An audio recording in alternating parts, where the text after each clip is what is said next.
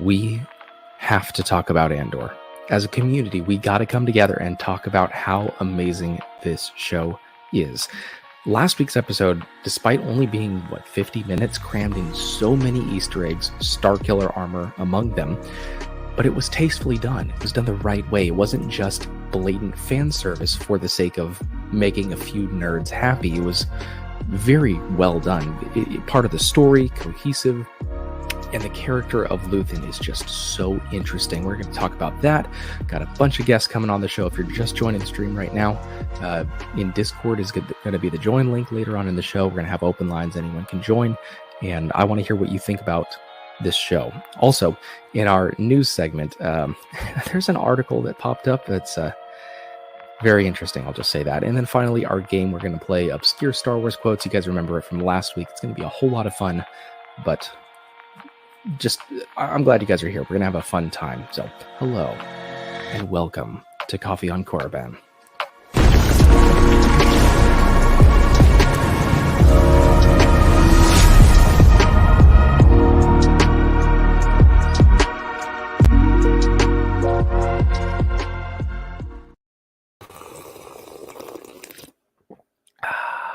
Welcome back to the show. It is good to be with all of you guys tonight, and what an amazing time to be a Star Wars fan. There's a very different dynamic with this show, and I think it's going to catapult the rest of the future Star Wars shows in a different direction than the Marvel-esque Star Wars that we've gotten in the last couple years. So very excited for that. But first, let's get to our comment of the week. That comes to us from Nek Bodesh. He says, first time watcher, and I gotta say, I really appreciate your perspective on this show and Star Wars as a whole. One of you mentioned that there's some YouTubers that you've fallen off watching, and I totally agree. I have also stopped watching some folks, especially those who just want Star Wars to be Marvel and can't handle a show with an actual story. Excited to watch more of your content from you. Keep it up. Maybe I'll join your Discord and try to become more active. Well, you did join my Discord. Very happy to have you. If you want to join tonight, you're more than welcome to. That would be awesome. Let's get to the chat. Let's see who we got in here. We got Charlie. Here's a sip for you. Nek Badesh, there you are. Here's a sip for you. KG, here's a sip for you. Artist Carolyn Grace, here's a sip for you. Yes, I was trying to get my Padawan back to sleep. She is asleep as of right now. So good to see all of you guys in here tonight. And before we get started, I want you guys to give me 1 out of 10 on this 4th episode of Andor. How did you enjoy it? For me, I gotta say 9.5. It just the whole setup of this side of the Empire is really interesting. Luthen is the most fantastic character. So much depth. Very excited. Before I bring in my guests real quick, I know they're waiting in the background. I appreciate you guys hanging on for me. The poll of this week was, who is your favorite character in Andor so far? Luthen Rael definitely took the cake at 45%, followed by Cassian Andor, then Mon Mothma, then Syril Karn, which I was surprised about that. Syril Karn I thought was a really interesting character, but that's what the people had to say. Let's bring in our guests, and I think I have a stinger somewhere. I don't know. Yes, Queen. How are you guys doing tonight? All right. Doing good. Awesome. Well, let's start with you, Xwing. What are your feelings about this show as a whole? Because I haven't even talked to you really in a while. We were talking about that earlier. Yeah, I've been out of the game for a hot minute, but coming back in hot. Just forewarning, for some reason, StreamYard is remuting me like every 35 seconds. I'm aware of it, and it goes away after about like 10 minutes of streaming. So, I'm loving the show. Honestly, I'm. Yep, there it goes. Is your mic connection unstable? No, I've tried everything. I've replaced cables. I've done everything I can. I can't really understand what's going on, but no, I'm really enjoying it. I totally understand. There are a lot of fans who have gripes saying that it's too slow. They just want more action. There's no Jedi or Sith. I'm like, I totally get that 100%, because for a lot of people, that's just what Star Wars is. But I just like being in the universe if they're telling a good story. That's what makes me happy. Yep. And so watching this show, seeing how they're setting up all these things that are hopefully, I'm presuming they are, since Tony Gilroy is writing this, are going to pay off later. I feel like I'm just watching the popcorn starting to warm up. You know what I mean? Exactly. And that's what kind of we were talking about behind the scenes is the reason that they delayed, the release by 3 weeks was to have 1, 2, and 3 release as a cohesive pilot, all 3 episodes in one. And I definitely think that was the right decision because it is a very, very slow burn. And Deep Dive had an excellent video on his channel earlier today where he said the feeling of Star Wars was missing from the first few episodes, but it's very possible that was deliberate. That when Cassian gets catapulted into the story, it's like, okay, now he's entering the Star Wars universe that we are familiar with. And that was a very good point. We'll get into that a little bit more later. Speaking of Deep Dive, what was your rating out of 10 for this episode 4 of Andor? Episode 4 out of 10. Well, not 4 out of 10. For episode 4, I would probably give it like maybe 8 out of 10. I thought it was really good. Awesome. Charlie? I hate rating with a passion, but I'm just going to go over 9, 10. I can't get enough of this show. It's up there. It's up there. Yeah. And there's nothing known for it. I think if I can put words to what you're trying to say, there's nothing really that is like mind melting like a Luke hallway scene, but it's given us everything we are needing at this point. I think that's how I'm feeling at least. Yeah. Remember Rogue One, everybody was like, it's super boring until the last 15 minutes. So maybe that's what we get. Right. But if you're in it for the world, it's packed all the way through, which I feel is this show. I was loving it every single minute from the very beginning because I like the worlds. I like the shops with the coils of whatever material in the back of the shop that looks like it's been sitting there for 20 years. That's interesting to me. That's what I'm here for. Not just the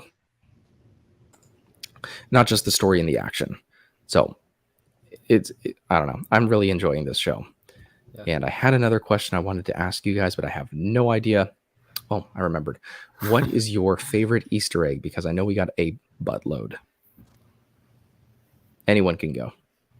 It's not a big one, but the one that stood out to me the most was just when Mom Mothma shows up, how they refer to her home planet and culture of her home planet and things like that. Like, that's such a subtle, basic thing that people who have read like expanded universe books would pick up on right away. But it's almost like, okay, here we're proving we know what we're doing, we're knowing what we're talking about, so just trust us and watch the show, which I appreciated. Absolutely. And I got tinges of that in Book of Boba Fett, Bad Batch, Obi-Wan Kenobi, Mandalorian, little tinges of like, okay, these people have done their homework, but I feel like there was something missing in those shows that they're actually putting together in this show so far. So I really hope that pans out, because that the people working on these shows are passionate about Star Wars. They've all read comics, to varying degrees. They have a passion for the Star Wars franchise. Ladaj says the Ricotta mention was his favorite. Yeah, you saw the my Ricotta Empire one was sick. I want to know more about that. And I think that's the first mention of the Ricotta in Disney canon. Am I correct in assuming that? It's still there. Probably. I thought something in my brain's telling me they mentioned it somewhere else, but I couldn't tell you firmly. I don't remember, but it's definitely the first one that I've seen that's like front of mind. He's like, hey, check this out. This is from the Ricotta Empire. I'm like, oh. Yeah, definitely. Good to see you, Alan Copeland. My favorite Easter egg would probably be something that I don't think some people would count as an Easter egg, but it definitely jumped out to me. And it's when the Star Killer armor is in the background. And I made a video on this. Luthen says the line, "It is a treasure for the true aficionado," as the armor is right behind him. And that's one of dozens of moments in these last few shows we've gotten where it almost feels like the creators are speaking to us, the audience. The Star Killer armor is right there. And he says, "It is a treasure for the true aficionado." Basically, if you love the Star Wars franchise, there you go. There's a little treat for you right there. And like I said, most people probably wouldn't count that as an Easter egg because they don't know if it was intentional or not. But I don't know. It meant a whole lot to me. Wasn't he So- holding like a Powan ceremonial beat stick too? Yes. Yeah. Yes. So There cool. was so much in there. There's dozens of breakdown videos on every little artifact in that office. Yeah. The world between world slabs. So much. Yeah. It's been fun making little shorter videos. I was telling you Xwing earlier, little quick short videos with voiceovers because there's just so much in these episodes. Yeah. Dale says in canon, maybe in comics or books, not in animation or live action. Yeah, so it's nice to see the Ricotta mentioned officially, so we know that they existed at some point in the current canon, which is very nice to see. So, breaking into this episode, were there any other standout moments for you in this episode? Dude, All of So them. many. I was like, oh, Luthen, you bad mother effer. That was so cool. Just that moment where he transforms. You're like, this guy knows yeah. how to act, Yep. dude. Mhm. Oh, it was so good, and it reminded me of the Joker dance scene from Yeah. Joker, where he's in the Yes. subway bathroom, and the music is almost the same, and it's almost like, in the case of Joker, he's accepting who he is and putting on that as his new persona, and with Luthen's case, he's forsaking, I would assume, who he actually is, and putting on an act to fit in. I still really want to see what his exact connections are, because I would have to believe he has more of an influence than just a go-between for Mon Mothma, Right. like the money changer. I have to believe he's more connected than that, but his character is just so interesting. So let's keep going on that, on the topic of Luthe and Rael. What do you guys think about him Man, in general, I guess? great actor, first off. Yeah, Uh, definitely this- most interesting in the yeah. show. First time I've seen this actor in so many things. The last thing I think I've seen him in was, good Lord. Last thing I saw him in Nope. was Thor, the first Thor Same. movie. That's right, he's in those. But his moment where he has so many standout moments in this, but I particularly love his thing of this desperation and everything of why he's trying to talk to this person to get Cassian or, his A-list and everything like that to go, hey, look at me and everything like that. Dude, that was such a Everything like that was a this is striking line. like, look, this is a moment we need to pay attention Exactly. because literally TIE fighters are right behind us. We cannot afford to mess this up. Yep. So And I love that's something I mentioned in my reaction was at that moment when he said, "Look at me," the character of Vel was losing interest. I, as a viewer, was losing interest in what he was saying. I kind of tuned out, and he screamed, "Look at me!" And I was like, "That's cool. That's really Yeah. cool." That was actually my standout moment from the show.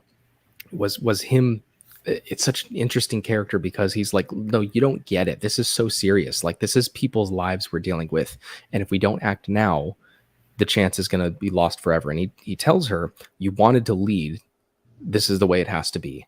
Yeah. Basically saying, don't complain. You wanted to be a central figure and an important player in this rebellion. Do your job. And then to go from that directly to Coruscant, where he puts on the collector persona, was such a cool dynamic. Yeah. How's it going, Daryl? Yo, what up, Good man? to see you. That is a sick logo. I like that. I think Fat Steven made that. When will he bite the dust, though? He's not in Rogue One. Hopefully in season 2. Because I'd hate to lose him in season 1. He's too interesting. I don't even want to think that far.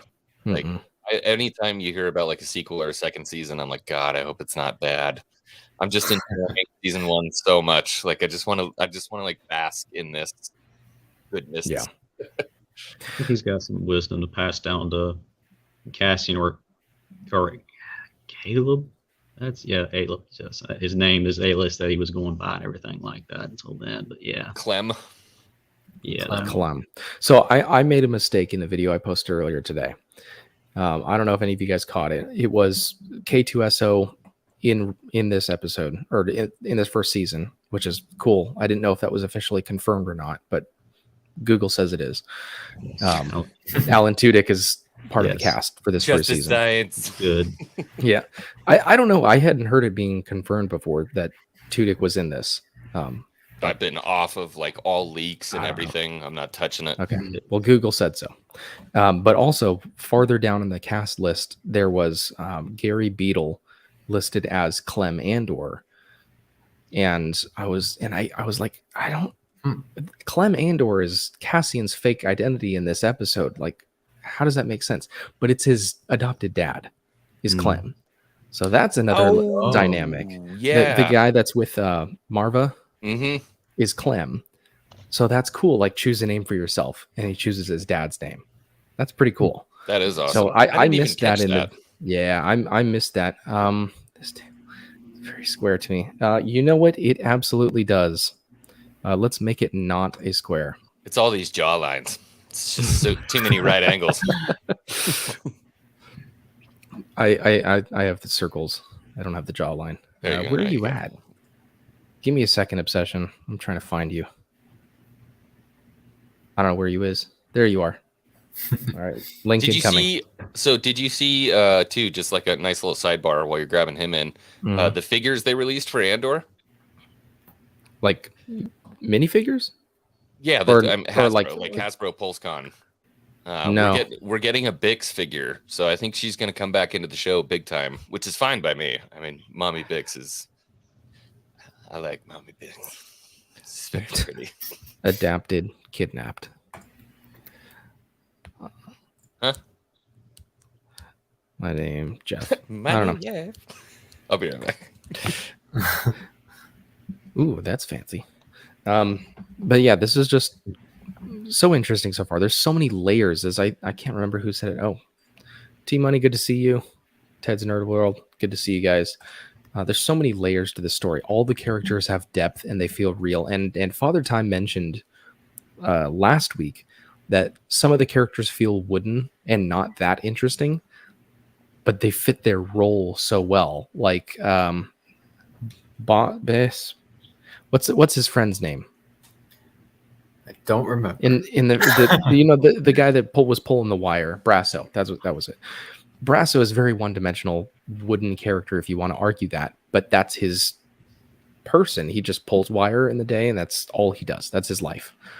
And 99.9% of beings in the galaxy would be like that. Just they do their job. 99.9% of beings in America are like that. So they just do their job, and they're NPCs, so to speak. Let's see. Ferrix is coming back. I liked Ferrix. I thought it was an interesting planet. Hello, everyone. A couple minutes late, so I usually fail to say hi on the show. Well, welcome. Glad to have you. And yes, Brasso. So let's continue on Luthen real quick, because the article I wanted to get to has to do with Luthen. Do you think that he became an art collector to put himself in a position where he could be that go-between? Or do you think he was an art collector in New York or New York City? New York. Coruscant's Might as well be. Coruscant's elite. And then he realized he had to do something, and then became the Luthen that we were introduced to first. What do I you think kind of his like the origin was? latter.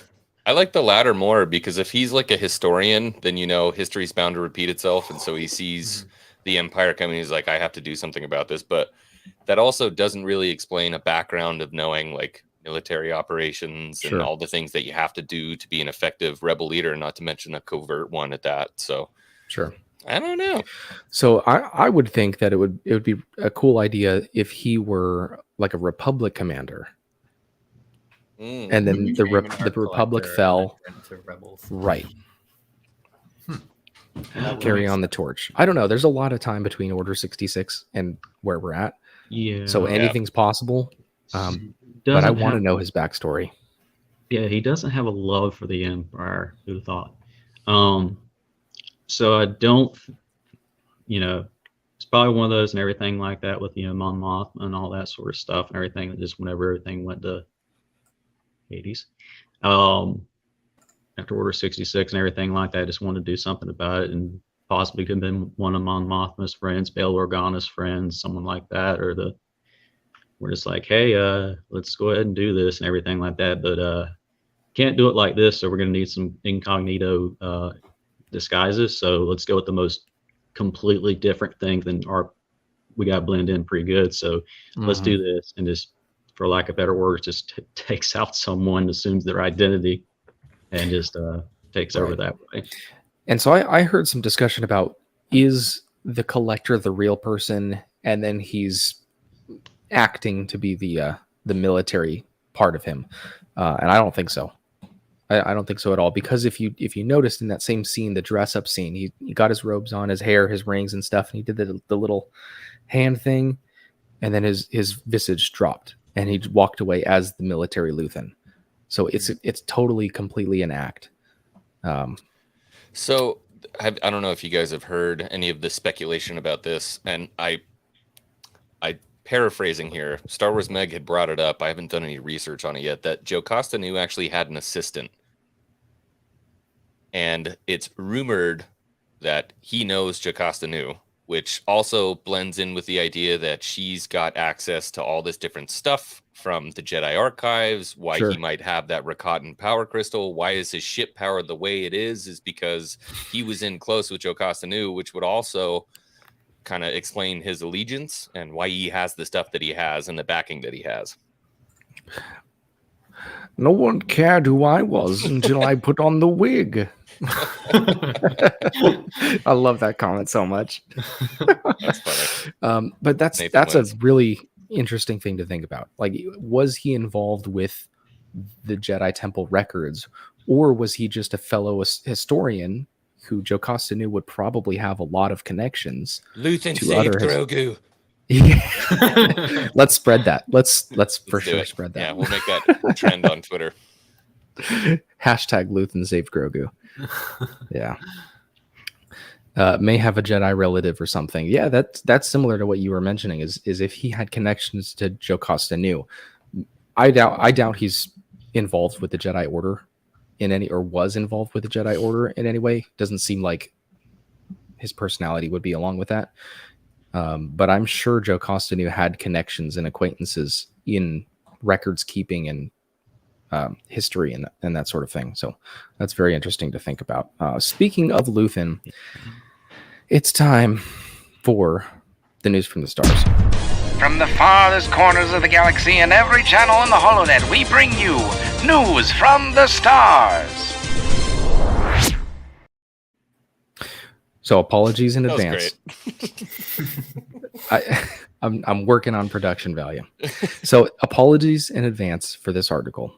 Google sent me this because it thinks I'm interested in this sort of thing. Star Wars, that is, not the other part of this article. So just, we'll get into it. I can't wait to see the ads on the side. So this is from Decider. I don't know what Decider is, but it's titled Stellan Skarsgård is doing drag on Andor, and honestly, work, by Brett White.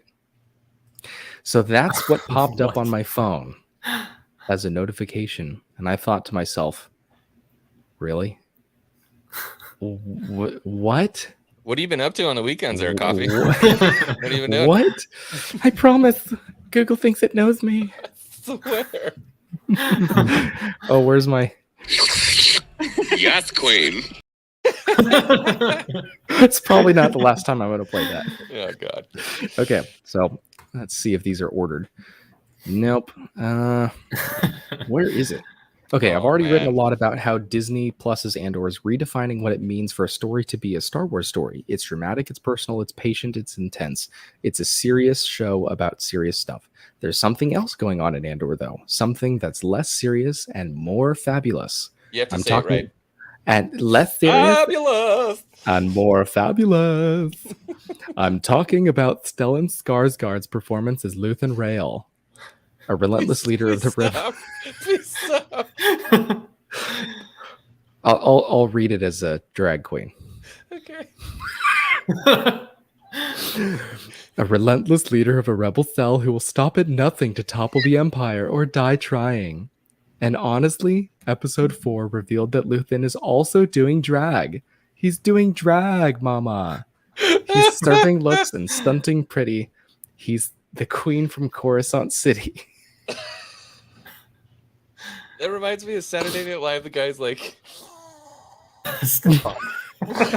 Okay. So that was the opener for the article. And I read that and I said, I got to include that this Monday. I have to. And they offer some Star Wars context. Okay. So let's see what the Star Wars context is. Luthen normally looks like a no-frills commander of a resistance movement, all dreary earth tones and scowls. But that's the look he serves out in the galaxy while he's setting up missions and planting bombs. Back home on Coruscant, our boy Luthen is all frills all the time. I mean, that's kind of everyone on Coruscant, isn't it? Like, that's their whole thing. Exactly. Play. All right, drag context. Drag is not reserved specifically for cisgender men dressing up as women. Drag has grown to encompass all performance of gender to varying and often extreme exaggerations that can include women dressing up as men, non-binary individuals dressing up as women, trans men dressing up as women, trans women dressing up as women, even women dressing up as women, and men dressing up as men. Basically, anytime you yes, you watching, all of you watching in the chat right now, basically, anytime you are putting on any clothing that will seen by others, you are doing some form of drag. Maybe you'll never turn the dial up past 2, whereas drag queens exist at an 11. Still, everything you put on your body communicates something to the people who see it, whether you intend for it to or not. As RuPaul repeatedly says, and sometimes sings, we are all born naked and the rest is drag. So they're arguing that because he put on clothes, he is doing drag. Oh my God, Grogu's doing drag. Have you seen his little robes? Yes, Queen. That's a bit of a stretch of the definition to mean everything, I feel. Exactly. That is my favorite clip of you of all time. My cheeks hurt, dude. Okay. I mean, finally somebody recognizes. Like, so when I wake did you up, guys what I do. notice?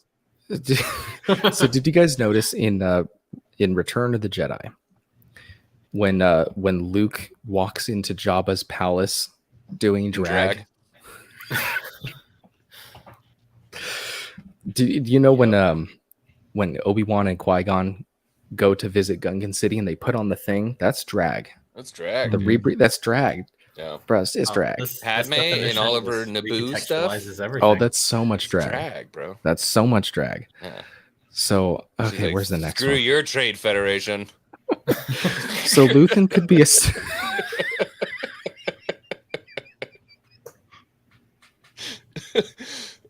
Okay. Okay, I feel like we're having fun and Deep Dive and Charlie are just chilling. You're like, what did we just end this segment. So Luthen could be a stylish, fastidious purveyor of art who, after witnessing a dozen imperial atrocities over a few years, grew more and more radical and pragmatic and then developed a practical, intimidating look that brought out his inner machismo. Or maybe he's a former Galactic Republic general turned spy who set up a luxury antique shop in the shadow of the Imperial Senate in order to gather intel, and in this role allows him to be as dapper as he's always wanted to be. The Luthen that we see in the back of his shop, the one who's dressed to kill and plotting sedition against a fascist regime, could be Luthen at his truest. I want to be oppressed so I can dress to impress. Okay. This is why if you watch carefully, you can see that Luke and Han really, really have secret dreams of being stormtroopers. Yes. I am going to drag this empire down with me. Oh my God. Okay, so just like sidebar really quick. This is the problem with the show, is that if you just watch the show, it's great. If you read the articles that accompany this, it's like, I don't ever want to watch the show. Yeah. I have no interest in watching this show at all. Somebody's like, oh yeah, Mon Mothma's Nancy Pelosi. I'm like, what? I mean, you could read into it whatever you want, but yeah, there's a point you get to where they're just trying to fill quotas and they don't even read the stuff they're writing anymore. Just like, there are so many dislocated shoulders in newsrooms right now from all the reaching that's going on. Like, arms are just broken. So Luthen Rael is doing drag. Oh, for the love of Yeah. Yes, Queen. First screen. Oh my gosh. Okay, so Send that one, please. Let's read the comments because I haven't even looked at the chat this whole time. Oh my gosh.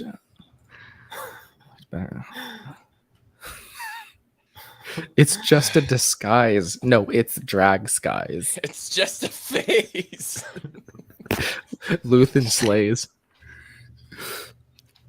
He's literally dressing up as a Yeah, person of high exactly. society. This author. All right, see you, Daryl. I hope the author stretched before doing those mental gymnastics. I can't use Dapper anymore without thinking of this. How's it going, T. Davidson? Sorry you had to walk in on that. Yeah. But I'm happy I was able to share that with you. This has been News from the Stars. From the farthest corners of the galaxy and every channel in the holonet, we bring you News from the Stars. How many potential subscribers did you lose that like joined in to watch the show? And Probably they're a like, few. He's been drag, and they're like, I'm out, dude. Probably all 40 I've gained in the last week. Probably all of them. All right, let's get serious on this. Okay. So, Deep Dive mentioned in his video earlier today that episodes 1 and 2 felt nothing like Star Wars. Episode 3, the end of it did, and then episode 4 totally felt like Star Wars. And he brought up some good points. So Deep Dive, why don't you explain kind of how you were feeling about that in regards to, the Empire versus the security guards, so to speak, and all the rest of that. Yeah, I think their decision to release the first 3 episodes as an extended pilot and end it with the end of episode 3 was brilliant. The problem was they released them as individual episodes, so I did not know their plan. And I watched episode 1. I said, "What was that?" And then I bailed. And the only reason I kept watching was for YouTube. So I'm glad people pushed me to keep watching and actually get to the good stuff. But yeah, the first 2 episodes are just all setup and background and kind of bland to me and not really Star Wars. And then in episode 3, literally everything just explodes and suddenly everything's happening and the best character in the show shows up and everything starts happening. Definitely. And Brock, I don't know, you say long time, I don't know if I've seen you around here before. I'm sorry. Here's this for you. But welcome if you're new. But welcome. Yeah, what you're saying is it makes a whole lot of sense, because I heard so many people saying like, "Oh, this doesn't feel like Star Wars at all." Not at all. And I'm thinking like, are you serious? Like, this feels like I'm in the world of Star Wars. Like, how can you not feel that way? But I think the main reason why they were saying that was because of like the security guards, the Morlana Corps did not feel like stormtroopers. We didn't have the Imperial presence. We didn't have, obviously, lightsabers and the Force and major space battles and that sort of thing. So I get it in that sense. But it does feel, as you mentioned in your video, that as Andor is leaving all of that and entering the Star Wars universe, it's like we are saying like, oh yes, now he's joining the story that we're familiar with. He's joining the bigger picture. Right. And whether that was what they were going for or not, I definitely appreciate it. So I don't have a problem with it, but I definitely see why people would have fallen off after these first 2 episodes. Well, I feel like, more than anything, a lot of people have complained that we're not getting this lived-in universe, that we're not getting this, we're not getting the all-encompassing kind of cozy fireplace that is Star Wars. When you watch one of the movies, you're like, I'm there. I'm in there. Like, I'm tucked up with a nice blanket and a nice little scotch, sitting in front of the fireplace, and I'm in the world. And something that I love so much that they did with Andor is they took us to a planet where it doesn't feel like Star Wars. And guess what? There are untold amounts of planets that you can sit and walk onto, and you'd be like, this doesn't feel like Star Wars. It's like, well, because it's not, part of the core world. The Empire doesn't have a huge presence here. You have these corpos who are running security, basically hired hacks that are working for the Empire until you start to get the fire underneath the popcorn, right? Now we started to heat it up a little bit. Now the Empire's paying attention and they're like, well, we got something big stolen. And so it's starting to build. So I really like that part of it. I love it. It's like, unestablished planets and then like the over-established planets. And the dichotomy of the two is something that I'm really enjoying. Well, how many parts of America would you go to, or even in the same state? What are you in, Nevada? Yeah, and you said it right. How many parts of Nevada? How many parts of Nevada do you go to, and you're like, this doesn't feel at all like Nevada? We have two Or cities in my state. We have two cities, Las Vegas and Reno. That's right. I forgot. Yeah. Okay. And then everything else is sagebrush. All right. Well, California. You go to somewhere in California. You're like, this isn't California. This doesn't even feel like America. You know, there's tons of different states in America, and you know, you go to any one of them, and you might not even think that you're in the same country. Yeah. And so, why would we expect any different from Star Wars when there's tens, hundreds of thousands of different worlds? Like they're gonna be different and different from what we've experienced so far. The most jarring thing for me was honestly like not having all the, you know, iconography and stormtroopers and stuff and this kind of junkyard planet. Like we've seen that sort of thing before, you know, Tatooine and stuff. Even like that's pretty Star Wars. The thing that was interesting to me for the first 2 episodes and really threw me off was just the tone is so different from any other Star Wars. Like there's a lot of sexual references and there's not a lot, but there's a couple swear words thrown in occasionally, stuff like that. And just focus on interpersonal drama and relationships. And it's just so different from anything that they've even been allowed to approach in the other movies and the Clone Wars and things like that. It doesn't feel like a Disney show. Oh yeah. That was what I said think after that's the very big first separation. episode. Yeah, it doesn't really feel like a Disney show. Which, on the one hand, you guys know me, I'm not a fan of language, and so I really could do without it in the show. The sexual references, I do wish were not in it because it's Star Wars, and I feel like it should be set apart in that aspect. So I get the criticisms, and I agree with it in that aspect. But as far as the feeling, it doesn't feel like Disney. Does this feel at all like Marvel? I would say no. No, not at all. Which is the main problem I had with the sequels. I've said that a bunch of times. Star Wars plus Marvel. Yeah, those are super Marvel-y. Yeah. Because, and my theory on that, Marvel was super hot at the time. They were just coming into Infinity War at the time of Force Awakens, I think, if I have my modern history correct. And they're like, oh, Star Wars IP, like, this is good. And they had the Marvel storytelling, and they just smushed them together, and that's what we got in the sequels. I have a short clip you need to make. You have to do the Avengers Assemble with Captain America saying it, and then like the 30,000 ships from the fleet and Rise of Skywalker. Avengers Assemble. There are more of us. Yeah. That's the thing too, is, you know, for the original trilogy and then even the prequels, it's like George Lucas tries to set trends, whereas Disney often tries to follow the trends, and you lose a lot of Star Wars if you're doing that. So how much more blatant can you get than I am the Sith, and I am Iron Man? Right after Endgame. I am all the Jedi man. I am Iron all the Jedi man. I am Iron all the Jedi man. But seriously, that's what it felt like, and even the Obi-Wan Kenobi show, Mandalorian. Yep. They have tinges of that. Well, that's you can taste it. The Mandalorian was successful because it did its own thing, and then Obi-Wan wasn't as successful, arguably, because it tried too much to follow the Mandalorian stuff. I can't talk about that show. I'm trying to be positive, man. Maul Walker, I don't know if I've seen you around here before. What up, Maul? Here's a sip for you. Appreciate you stopping by.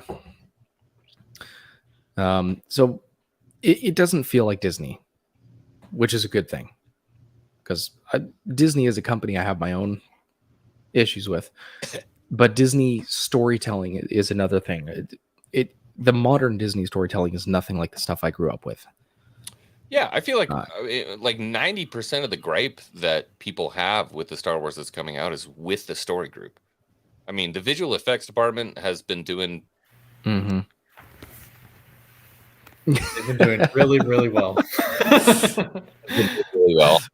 Costume department, for the most part, is doing really well. So really, it all boils down to people are upset about the stories that are being told. And as kind of a caveat, I was really interested when you said the lieutenant from the Corpos, he got like 8% on your votes. Yeah. I was surprised. Like one of the most dynamic that? characters in the show. Yeah, Yeah, Syril, only yeah. 8%. Character. Because I was so my shocked by thought was that he's like the perfect example of somebody who like had ambitions and wants to do the right thing. That's in an imperial mindset, and then runs into rebels, gets absolutely wrecked. He's the perfect evil imperial, right? Because he has the real world experience now, where he's met the rebels. Like they fight dirty, they don't fight with honor. And he's going into transfers. So I'm assuming he's going into the actual Imperial army.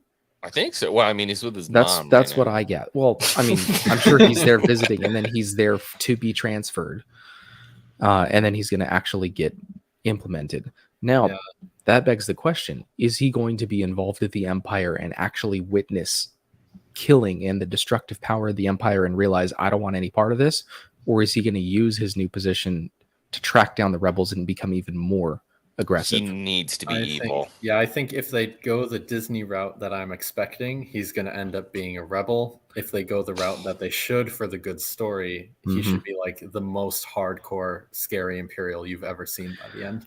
Well, he's white, so probably. What if he's Agent Callus? I'm just kidding. I don't know. Not. I like Agent Callus too much. Right. So here's as a character development idea. Here's what I would do with this character.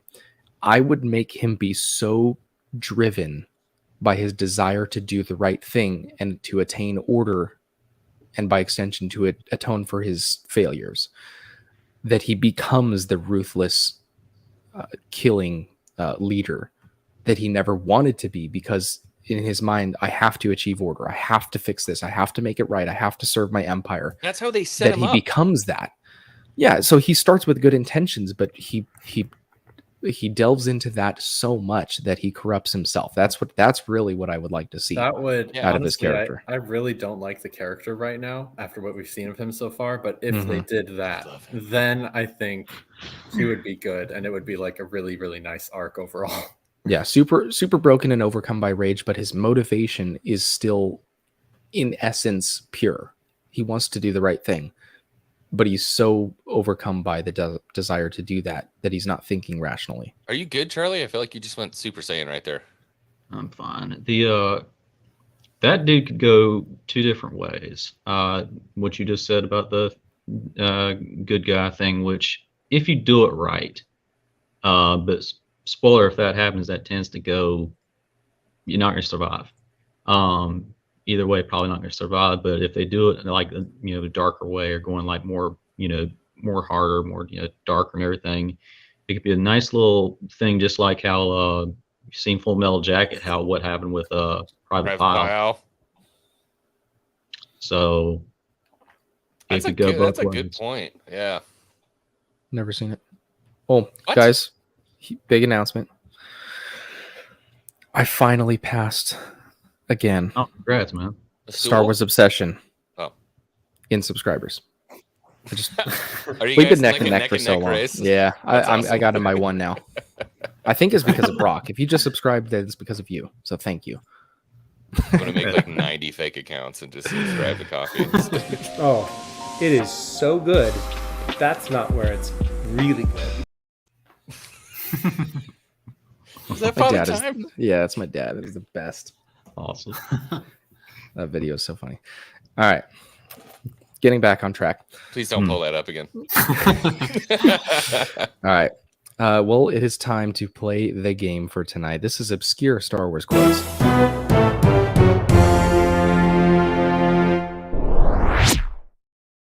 Do the first one without me. I'll be right back. I didn't turn off the camera. I'm sorry. Oh. I'll be right back. Okay.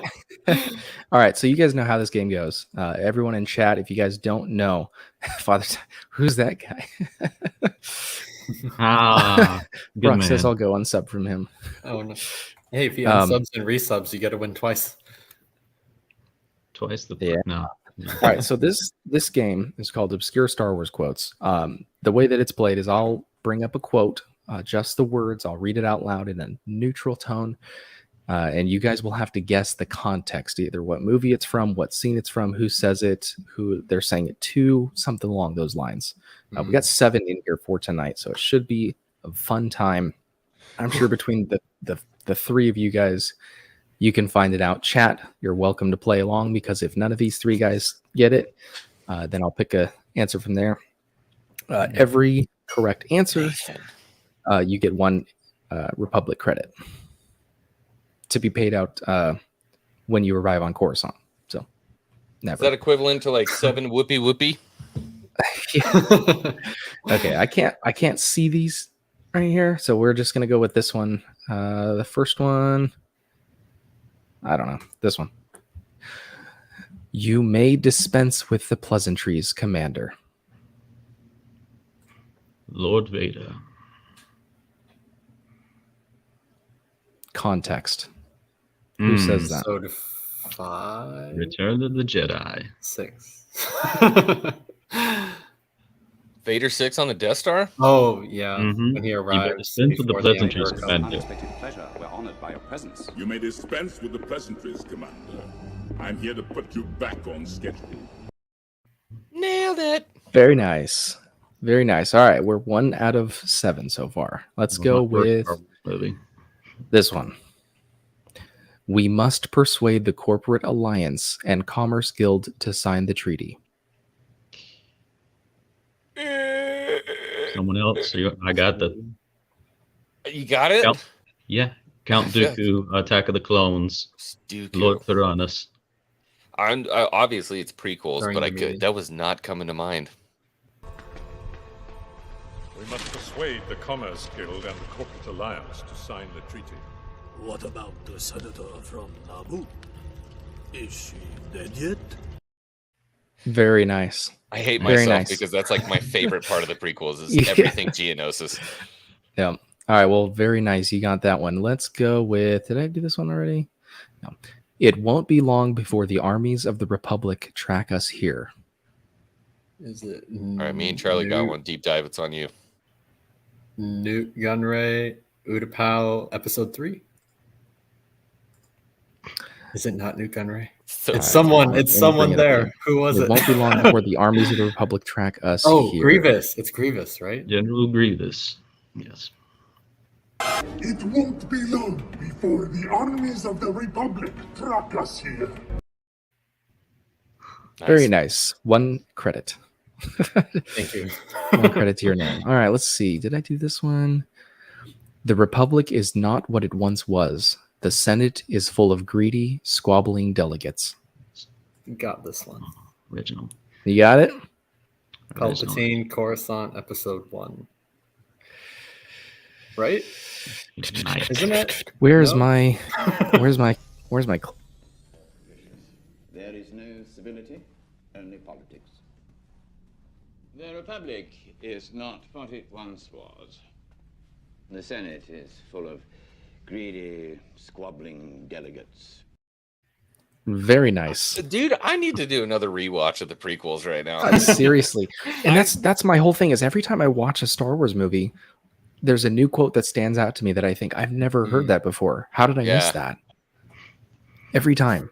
Every Phantom single Menace, time. admittedly, is one of my favorite prequel movies, and it doesn't get enough attention from me. I've only seen it like 3 I times. love the Phantom Menace. That's my second favorite behind Revenge of the Sith. I mean, it's not like a Sith Lord or anything. It's okay. You're good. Yeah. And in case you didn't know, my list of Star Wars movies is Episode 3, Episode 1, Rogue One, Episode 2, Return of the Jedi, 6, 7, or 5, 4.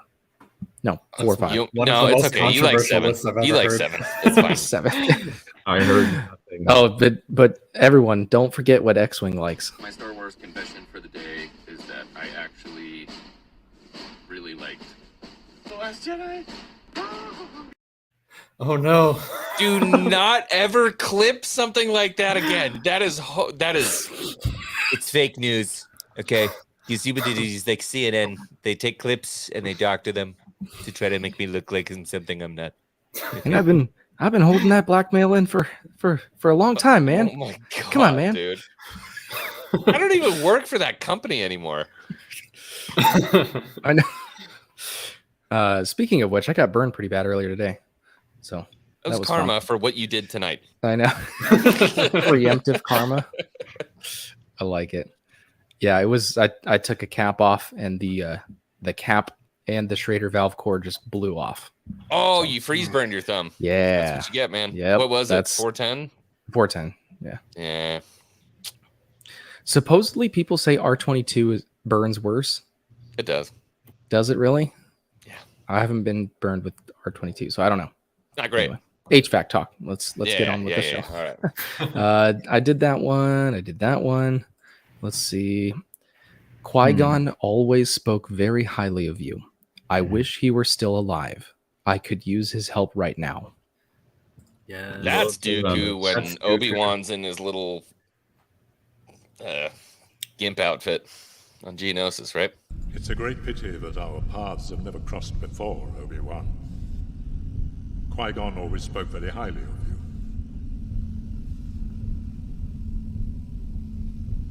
I wish you were still alive. I could use his help right now. I forgot that scene existed until I clipped that tonight. Really? Yeah.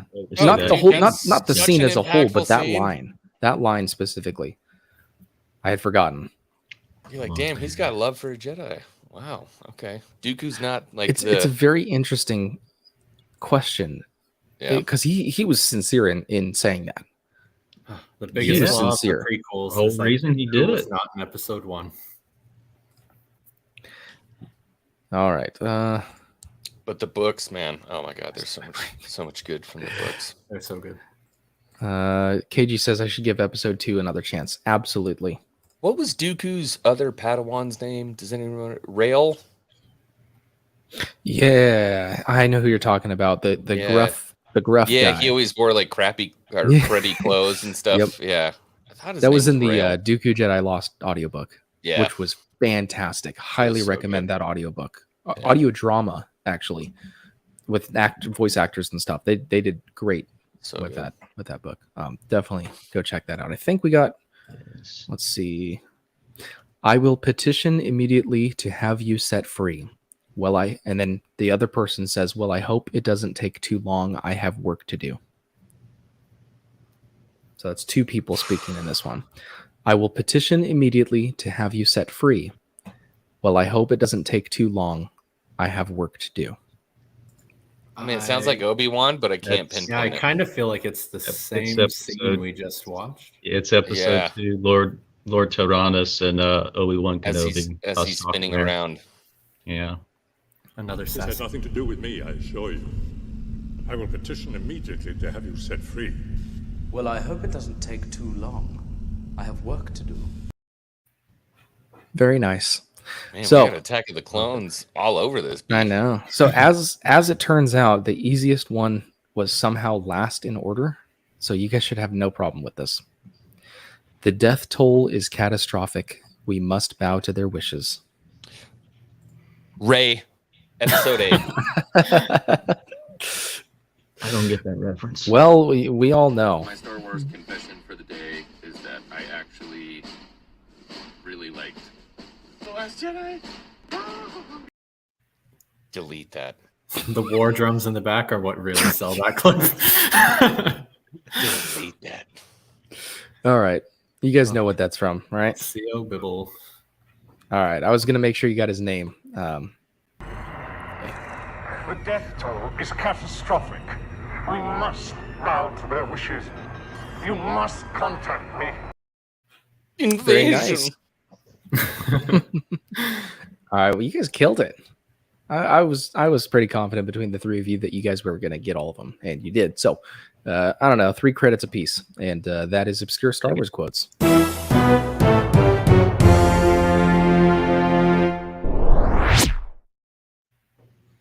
I'll take it. Awesome. Mm-hmm. So that was fun. You guys nailed it, all of them. Nailed it. We got a little bit of time left. What are you guys expecting for episode 5 of Andor? I know they mentioned something about the meteor shower, and it's actually crystals, and What are you guys thinking about this payroll heist they're going to pull off? I'm hoping for an epic heist scene that goes wrong in a way that we're not expecting somehow. Mm-hmm. I think between that and for me, I think it's Trouble in Paradise for Mon Mothma and her not so nice boyfriend. Mm-hmm. Probably gonna something happen there, and or I don't probably too there. Yeah, The dinner party. Yeah. Oh yeah. When's the last time you heard Star Wars fans were like, "I'm so excited for the dinner party"? Like, we're all excited for the dinner party, man. The last great Star Wars dinner party was Darth Vader on Cloud City. Mm-hmm. We would be honored if you would join us. Yeah, it's Mr. gonna be Man Bun interesting. himself. And, why can't I remember Super Hottie's name with the bald head and the crystal dress from the prequels? She's gonna be there. Oh God, she was an advisor to the. Are you talking about Sly Moore? Yeah, Sly Moore is going to be there. Is that the bald white person in the white Super sparkly pale outfit in the opera scene? Did you just assume her racial? Who actually identity? knows who Sidious is, and that would be very bad for Mon Mothma's place. Yeah, That's she's why like, she was. don't put me next to them. I'm like, I'm really excited to see how this plays out because that that's adds right. a whole thing. That's right, because that She is force sensitive. That's right. Last time we seen her was the opera scene in episode 3. Yep, that's who I'm thinking of. Knows that Palps is a Sith. A Sith Lord. Are you sure? I'm excited. I hope it all claps off. I think it'd be really interesting if they did the show as like this is just one of my favorite words, a dichotomy between like the rebels on the front line and the rebels in the high palace. So if you did the dinner party as the same time as the heist, and you can see the two fronts that everybody's fighting on. That's so cool. Yes, that's a really good idea. And this is honestly one of the biggest things I wanted to get out of the show is show us the formation of the rebellion. How are all the pieces moving to get everything in order? There was a show that my wife and I watched a while ago called Turn. I don't know if any of you guys have ever seen that. It was about the American Revolutionary War, but it was like before the war, all the spy networking that went on before to get everything set up before the war actually broke out. That's what I was hoping to get out of the show is like, how do all the pieces fit into place to start the rebellion, and how do they start turning people to their cause? That's what I wanted to get out. And that definitely seems like exactly what you were saying, Xwing, is, show us the on the front lines, the actual manual grunt labor that these people are doing. Show us the fighting and dying of these people on the front lines, and show us, the political big players moving the giant pieces around. Yep. And then Luthen he seems like he's the connection between the two sides of that, which is really cool. Honestly, I was just excited to see Coruscant again, not during Order 66. I said a couple times in my reaction, like, can I just go there and like hang out? Like, I'd spend a day on Coruscant. There. Right. And another thing I wanted to mention that I said in one of my reactions was the set designs in this show. Compare that with the Galactic Star Cruiser Hotel. Why you want to make me mad right now? I'm just saying, like, they're doing it right because we've seen what it is to do the look of Star Wars wrong. It's a vast difference. Remember what Coruscant looked like in Kenobi? Wait, was Coruscant? That was it. That was Operation Nightfall. Wait, remember Coruscant and Kenobi when Anakin and Kenobi are fighting outside on the little patio, and Coruscant is flat as a frickin' saltine cracker. Right. Oh, that's right. Yep. And then you look at Coruscant, and it has depth, and it has buildings, and there's traffic moving, and it's gorgeous. I'm like, yep. Well, even they got all the sound effects right for all the ships flying around in the background. Even just that adds so much. I was looking at every speeder, like in every scene, trying to look for something because I know there's going to be like Luke's land speeder in there somewhere flying around, and there are a couple Easter eggs in there. I would go pause it and look at a couple of them. 12 total in the first season, 12 in the second season. Good. Speaking of speeders, what do you guys think about the Rolls-Royce speeder that Mon Mothma drives or is driven in? I liked it. I think it looks so cool. I thought it looked cool. Yeah. Cool event. Had Love it. similar sounds to I'm gonna call her Glub Shido, Zam Wessels. They sounded very similar, and they both had that kind of front prong end to it. So there were some similarities there. I thought that was cool. How many credits do you think one of those costs? Too many. 3 credits. Oh, why? So you can buy it with your points so when from we show up. obscure Star Wars quotes. Yes. Yeah. I'm just really excited for this. One other detail that I think I have this right in the way they were explaining this meteor is instead of like particles from space falling to the planet, it's more of the planet passes Moving through an through the asteroid belt. Yeah. That is so cool. That's like straight out of Interstellar. Well, That it makes seems more so sense cool. that it Yeah, would happen. actually, it makes sense and it's unique. Right. Yeah, it makes sense because it would happen, to the minute every, 3 years. It's just to a part of the point. orbit. Yeah. Yeah, it makes sense. I mean, we can track the Earth's orbit to the meter or whatever every year and time it off that. So of course, if let's say it goes through once and then on the other side, so it would have like a 6-year orbit, and it goes through it twice every year, so to speak. That's a cool idea. Yeah, I can't wait like to it. see what that looks like because they were talking about hyping it it as up being a like lot. this Already seen huge, it. beautiful thing. Good. You already saw it. You Have saw we it in the trailer. what in the trailer? I'll have to look back because now I didn't know what watch I'm the looking at. trailers. Yeah, it's in the trailer. Can't Yeah, wait. science. So, okay. Last piece of news, I guess, and I don't have a stinger for this or an article or whatever, but it's K2SO that I saw in the cast. Are you guys as hyped as I am to see K2? He's my favorite character from Rogue One. Oh yeah. I've Yeah, loved him definitely. since Firefly, man. Alan Yeah. Tudyk.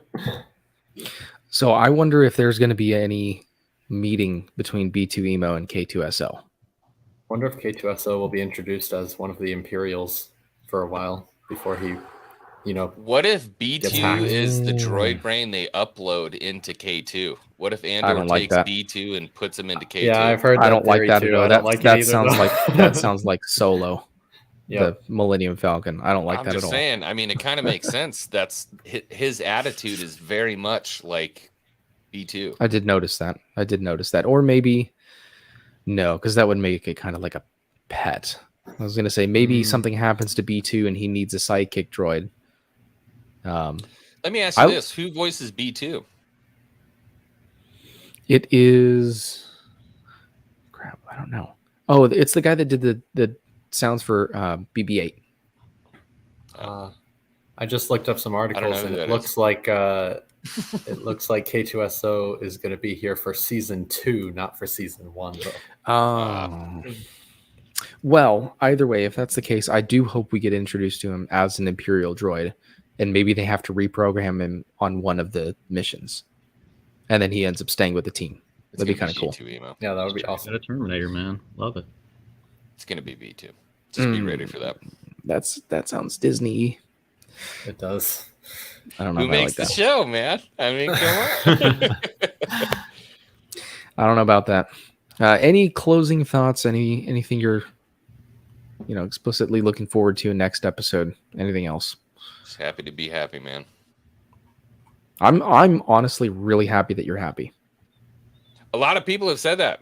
Santa said that, and it's funny because they're, after the other two, Book of Boba Fett and Obi-Wan, people are like, "You're just into YouTube for being negative and getting clicks," and I'm like, "Nah, I just hate the shows." Yeah, and then I've the show seen came that out, and I'm from a like, lot "I of people. love it." That's And then that's all the exemplified by people- you taking a month off. All the people who were like, "Oh yeah, Disney Star Wars sucks." I'm like, I actually really like the show. They're like, "Really, you do?" I'm like, "Yeah, it's good." Yeah, I've seen lots of comments on videos that are like, "Hey, we thought you guys just hate everything. It's weird to see you actually enjoying some show." Yeah, I just Yeah. want good Star Wars, man. That's it. And then people say the opposite to me. Actually, they'll accuse me of being overly positive, and they'll say like, "Oh, you not going so far as to call me a shill, but they'll say like, "Oh, you love everything and that sort of stuff." And it's like, well, that's why I'm here. Oh, I'll be I can be a grifter and a shill in the same video. I piss off both sides of the fan base constantly. And that's what I tell people is like, look, we're here to enjoy this. I'm going to put more effort into the stuff that I enjoy while still being reasonable and calling out the stuff that I don't. Like in episode 2 of this show of Andor, there was that part where Casa was looking over the quarry, and it looked like a fake background. It didn't look right. I'll call that out. That took me out of the show. I didn't like that at all. I liked it. But I was like, damn, look at that Imperial core. Holy shit. It looks like a lithium mine in America. My Star Wars confession for the day is that I actually really liked The Last Jedi. It's the consequence. Yeah, well, especially for me, I watched just episode 1, and then I made my review video of it, and then I just thought, is the whole show going to be like this? Do I have to make a video about how awful Andor is every week for 2 seasons? And I was about ready to quit, and then I was like, no, actually, luckily it's good, so there's actually stuff to talk about without just making a bunch of hate videos for no reason. So I think I made one Kenobi video. I was like, nah. I tried so long with Kenobi. Trying to figure out when Darth Vader will show up. Well, when he does... Surprise! Bantha. Such a good clip. Yeah, Father Time is just a walking meme. Glorious beard. That's a crazy thing about this show too, is they're so slow with how they show you the classics. It's like 4 episodes in, we get our first TIE fighter. We haven't really seen any stormtroopers. Yes. If Vader does show up, that is going to be the biggest event of the entire show. And that's the thing, God, I hate to sound like a masochist. Well, that's how Rogue One was. Yeah, bring me in slow, baby. Bring me in slow. And Star Wars Obsession, if you're still here, every time you say slow burn with a crappy Disney show, I hate it. This is the first time I'm like, yes, this is an actual slow burn. Yeah. So my favorite part of the Vader hallway scene in Rogue One was not the action and, oh my gosh, we get to see Vader in his power, and that's all cool. The part that really got me with that scene was it made everyone else look weak. It really set apart these Force users. Like, they are almost like deities. They're so far apart from everyone else, which is how they were so effective in the Clone Wars, the generals. Gods. Seriously. And so that was a very effective use of limiting the Force and the mystic aspect of the Star Wars universe in Rogue One, and saving it until that very last moment, and you realize, holy cow, 50 people can't do anything against him. Yeah. They're completely powerless. And so if we do get Vader in this show or something along those lines, some powerful figure like that, I want it to be impactful. I want it to be much later and, have that kind of impact. So you have to use it sparingly, man. I love to cook. Jedi and Sith are like truffle oil. If you just dump truffle oil all over everything when you're cooking, it's like it completely ruins the meal. Like, give me a couple courses, and then right at the end, just get some of that truffle oil and just, yes, the power, the mysticism, the amazingness of the Force, And even in 4, 5, 6, the Force was there, but it was never overbearing. Right? Mm-hmm. It was never anything insane. It was always kind of sprinkled in lightly until you had Luke and Vader fighting each other, and then they're throwing stuff and going nuts and stuff like that. But that was my big and it was more Kenobi. prevalent. Force parkour and stuff, and in the middle of a town, you're like, this is too much. Yeah, and then it was more prevalent in the prequels because that was the Jedi Empire at their peak. Exactly. And if you have an opposing force that can use the Force like that, then it balances it out. And everyone dies. Yeah, they're not afraid to bring that into this show, which another thing I noticed, they linger on the shots of dead people with their eyes open in this show. Episode 1. Like the security officers, Tim with 2 M's. Yeah. They just kind of the toxic officers, people on the ship or whatever. When will we see When will Jin we see Urso? Jin Urso. That's the Jin. best spelling I've ever seen. Who wants to lick the batter? I'm gonna need to get a bottle of bourbon and just come hang out with you guys for a night. You're closer to Father Time than I am. But You guys don't live close to each other? no, he's in California. What? Oh, Oh, Yeah. I'm gonna go hang out with Time. Yeah. Where's he I at? know. Like Riverside County, I don't know where that is. north of San Diego. Oh, dude, he's not far at all. Yeah. No, he's like, Dad, what would you say, like 5 hours from Laughlin? I don't know. Laughlin, Not too far. Nevada? Yeah. Oh, we're totally gonna hang out. Yeah. No, they go to Laughlin all the time. Anyway, what I need you guys to do before we wrap up this stream, everyone watching right now, I know there's a couple of you guys in here. Appreciate you all for being here. If what you can do for me is, where's that banner? Comment, not in the chat, but on the actual comment section of this video, for the Republic. Do it for the Republic. And for the algorithm, but comment for the Republic in the actual comment section of the video. If you want to be super generous, you can tap like. You don't have to, but like or You'll dislike. capture It doesn't another really. command post if you. Yeah, that'll be next week's chat of the week. Capture a command post. But for this week, comment for the Republic on the actual comment section of the video. And I have a bot. Someone. There's a commie in the chat. That's not a bot. That's me. That's my second site. All right. Any super last closing remarks? Xwing, you got anything going on your channel? No, nothing actually. I'm gonna make. I'm gonna sit down and make some Andor content. Honestly, I've been so happy to have Star Wars content that I'm happy about. I'm just kind of like basting in it. Eventually, I'm going to sit down and make a video and try to make my thoughts known about how I feel about Andor. But it's taken a minute for me to really kind of think about what I want to say, because there are so many disenfranchised fans right now that are very upset with Disney, very upset with Star Wars, and I want them to come back. But the problem is that they've been disenfranchised to the point where it doesn't matter what they make, they're not going to like it because it's Disney. I'm not that guy, because I just love Star Wars.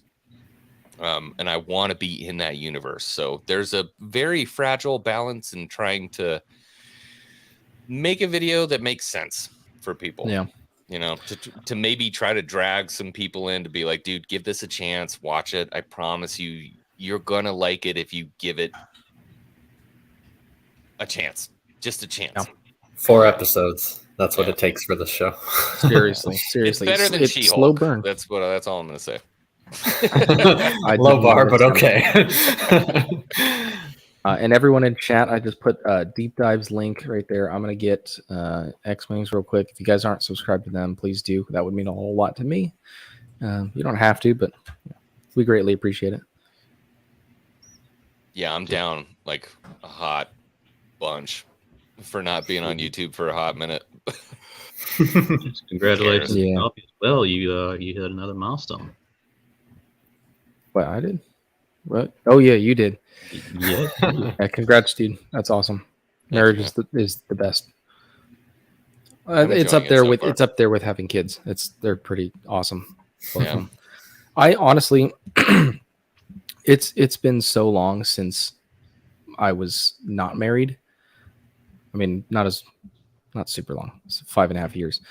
I don't remember what it's like to not be married, and I cannot imagine how I would even survive without my wife. She's just too awesome. Regain your independence, brother. Don't forget. Don't forget.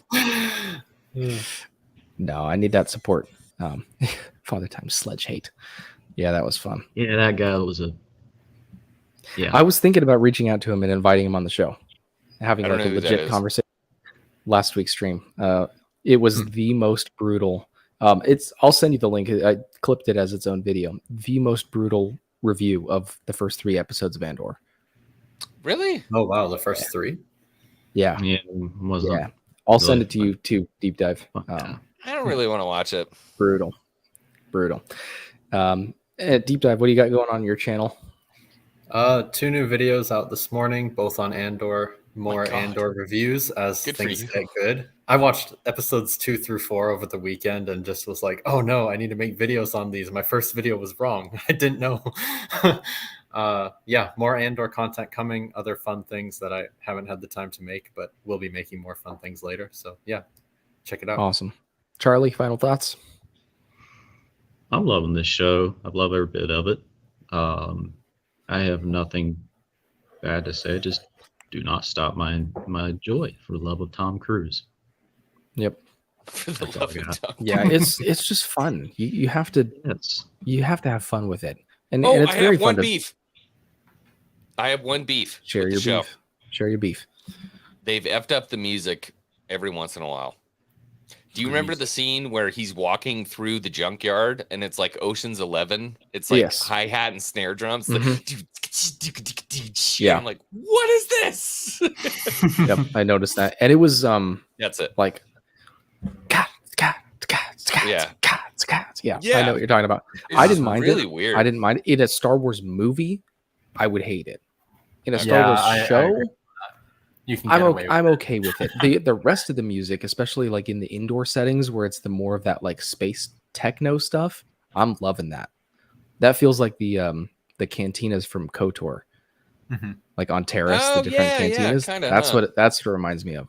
Yeah. But I get what you're saying about that drums, because you're like, wait a minute, that's a snare drum. I don't know about that. Yeah, just every once in a while they throw some music in that doesn't work. But you know, the bottom line is they get the cinematography right, then you can kind of forgive the music a little bit. So, but there are other moments where they're doing the John Williams, and you have big string sections, and the horn is missing a little bit, but the big string sections is so important. And like that really subtle music when he's putting on his rings and putting his wig on and stuff. Yeah, really cool. But that will be it for the show tonight.